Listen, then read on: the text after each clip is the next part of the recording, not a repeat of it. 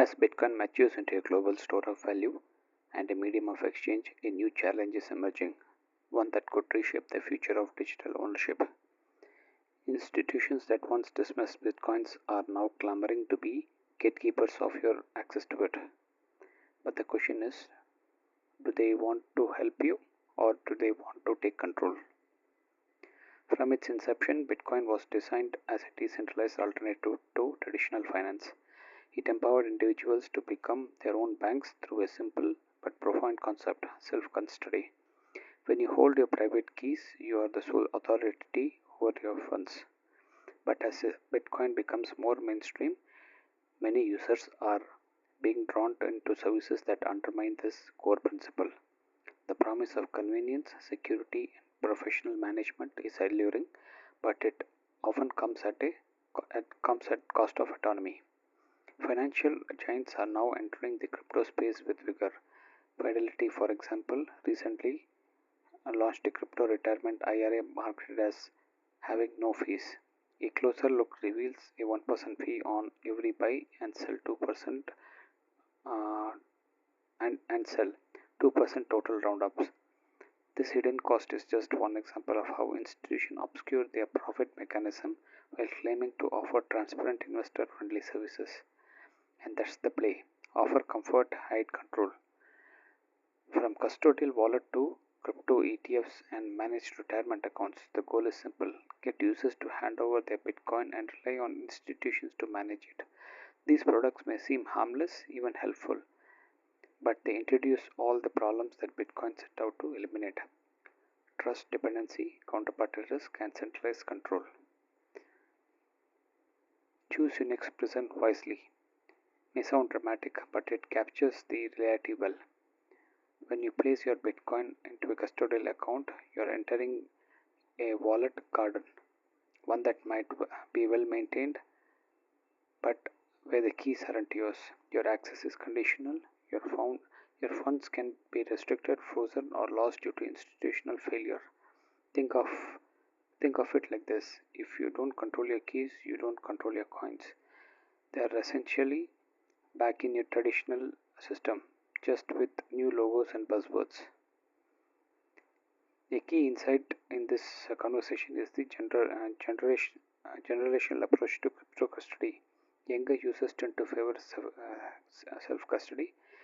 They are digital natives, comfortable with hardware wallets, seed phrases, and cold storage. Middle aged investors may lean towards custodial services for convenience, especially when balancing family and career responsibilities. Older investors, who typically hold most wealth, are used to letting institutions manage their capital and may find self custody intimidating. This divide is critical. If the majority of Bitcoin circulating wealth ends up in the hands of institutions due to generational habit, we risk centralizing power even in a decentralized system. So, why is self custody so important? Because it is the only way to truly own your Bitcoin.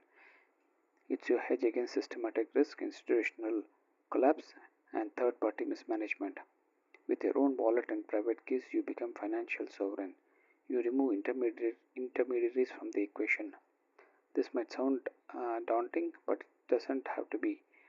Start small, set up a mobile or hardware wallet, learn how the seed phrase works, send and receive small amount of Bitcoin, practice security basics. As you build confidence, you can level up to more advanced setups like multi-signature wallet, which require two or more keys to authorize a transaction. It's a learning curve, but it's worth every step. Not everyone will be ready to leap into self-custody, and that's okay. What's more important is education. Understanding how custody works and risks of centralized services and benefits of managing your own assets empowers you to make informed decisions. Even if you eventually choose a custodial solution, you will be doing so with full knowledge of trade-offs. That's far better than blindly following the path institutions want you to take. This isn't just about Bitcoin wallets, it's about the future of finance. Do we want a world where individuals control their money or the one where institutions once again hold their reins? Bitcoin offers us a chance to rebuild finance on the principles of decentralization and freedom, but it only works if we take responsibility for our role in that system. Self custody isn't just about technical option, it's a philosophical one. It says I trust myself more than the system. And in a world ever expanding financial surveillance and institutional outreach, that mindset might be the most valuable asset of all. Bitcoin is changing the game, but it's up to us to decide who wins. Corporations will offer polished products, promise safety, and wrap it all in a sleek marketing, but never forget what they want really is control. Your best defense: learn secure self custody.